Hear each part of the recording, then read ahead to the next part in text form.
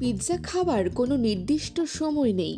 আমি তো পিৎজা দিয়ে সকালে নাস্তা করি। পিৎজা মার্গারিটার জন্ম এখানে ইটালির নেপলসে। মারিয়া ক্যাচাল্লি এই পিৎজার সাথেই বড় হয়েছেন। সত্যি বলতে আমি কখনো পিৎজা বানানো শুরু করিনি। পিৎজার মাঝেই আমার জন্ম। একটা পিৎজারিয়াতে আমার জন্ম, সেখানে আমার বাবার সাথে ছোট থেকে বেড়ে উঠেছি। আমি তাকেই অনুসরণ করেছি এবং এখনো প্রতিদিন তাই করি। প্রথম রহস্য, ময়দার তাল। ক্লাসিক নেপোলিটান পিৎজার ডোতে কেবল পানি, ইস্ট, লবণ আর ময়দা থাকে। আমরা যে ধরনের পিৎজা বানাই তাতে ডো ফুলে ওঠার জন্য 12 থেকে 18 ঘন্টা সময় দিই।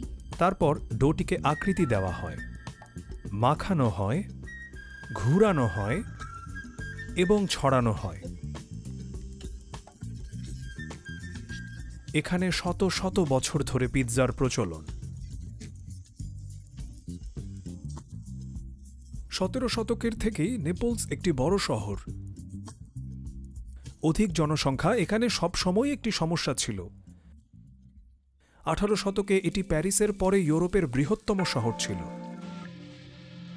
আর তাই মানুষ বাইরে থাকায় অভ্যস্ত হয়ে গিয়েছে।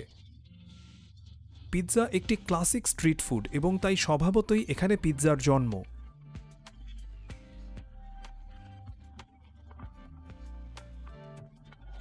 দ্বিতীয় রহস্য, টমেটো। টমেটোর একটা জাতি এই পিৎজার জন্য উত্তম, সেটি হল স্থানীয়ভাবে জন্মানো প্লাম টমেটো। সবাই একে সান মার্জানো হিসেবে চেনে। টমেটো খুবই গুরুত্বপূর্ণ। এটি পিৎজাকে বদলে দেয়, কারণ টমেটো ছাড়া পিৎজা কেবল একটি রুটি যার উপর চর্বি ও পনির থাকে,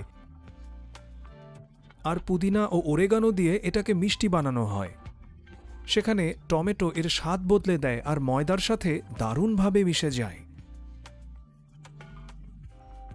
গরু এবং মহিষের দুধ থেকে তৈরি করা হয় মোৎজারেলা।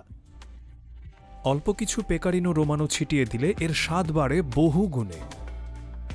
আর একটু ভালো অলিভ অয়েল দিতে ভুল করা যাবে না। রহস্য 3, ওভেন। ওভেন এখানে মূল উপাদান, ঠিক দাম্পত্যের বোঝাপড়ার মতো।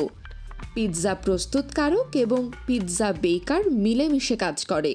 তাদের একজন পিৎজা বানায়, অন্যজন বেক করে। ওভেনে অবশ্য বীজ কাঠ ব্যবহার করা উচিত। এটা সুন্দরভাবে পড়ে ধোঁয়া হয় না এবং পিৎজাতে অন্য কোনো গন্ধ হয় না। ওভেনে প্রায় 450 ডিগ্রি তাপমাত্রায় মাত্র 50 সেকেন্ডে পিৎজা তৈরি হয়। পাতলা আর ফাঁপা হলে বোঝা যাবে ডো ঠিকভাবে বানানো হয়েছিল। মারিয়ার পিৎজারিয়াতে এটা পরিষ্কার। মানসম্মত উপাদানই মূল। সেগুলোকে ব্যবহার করতে হবে ভালোবাসা আর যত্ন নিয়ে। আমার সাথে যারা কাজ করে তারা সবাই আমার আবেগও ভাগ করে নেয়, আর সেই আবেগ থেকেই আসে এই দারুণ খাবার।